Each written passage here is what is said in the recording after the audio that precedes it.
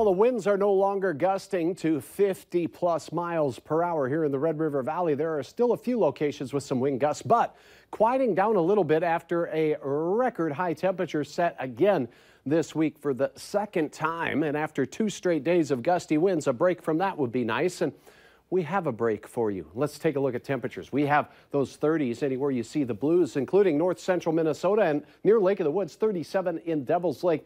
34, though, in Langdon as some snow is approaching your area. Still 49 in Jamestown, Lakes Country in the low to mid 40s as we head into the evening hours. Now, our wind is shifting from southerly gusts all day and still a little gusty out in Wadena and Bemidji, over 20 miles per hour there. It's becoming westerly as a cool front is pushing its way through.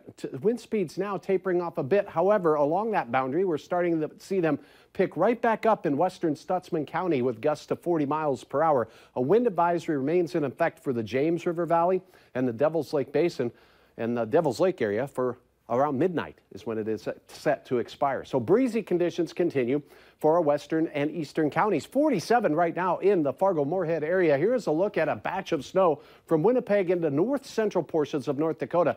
A batch of clouds moving along with it as well. It's moving from west to east along the international border. Starting to see things dry up a touch now across parts of north central North Dakota, but we still have that snow from the Highway 52 corridor up to the international border, trying to push its way into places like Rock Lake and Maddock at this hour.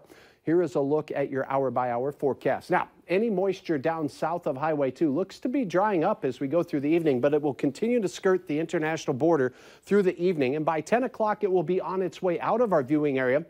And snowfall amounts will be insignificant, but it could coat the roads, particularly along the international border, with a slippery dose of precipitation as we head to bed tonight. Winds will remain gusty, but not to 50 miles per hour. Certainly we could see some gusts over 30 miles per hour during the overnight. The wind combined with the clouds will keep temperatures from getting too low. We start out near freezing, and as we go through the midday hours, we'll see sunshine west, more clouds east. Look at the wind speed decreasing during the day, and this will make Thursday, I think, the nicest day of the week. Temperatures still way above normal in the south, 45 degrees in the Fargo area. A lot of 35 to 40 degree readings up north, but not the gusty winds in the afternoon, making a pleasant evening out of it as well, with clearing skies even out in Minnesota. 32 to start your morning in Fargo. Winds do decrease as we go into the afternoon when temperatures peak in the mid 40s. Tomorrow evening looks equally as quiet. A lot of upper 30s along the Highway 2 corridor. Some low 30s, though, in north central Minnesota from Roseau County through Beltrami County. Lakes Country, mid and upper 30s expected. Best chance at 40+ degree weather from Fargo to Jamestown and Point South. Donna sending in a great shot from the Crookston area. Another very colorful sky. We've seen so many of those on these windy days. Here's a look at Friday. We stay in the 40s, a slight chance of a sprinkle mainly north. On Saturday, wow, we've bumped that up to near 50 degrees as well as Sunday.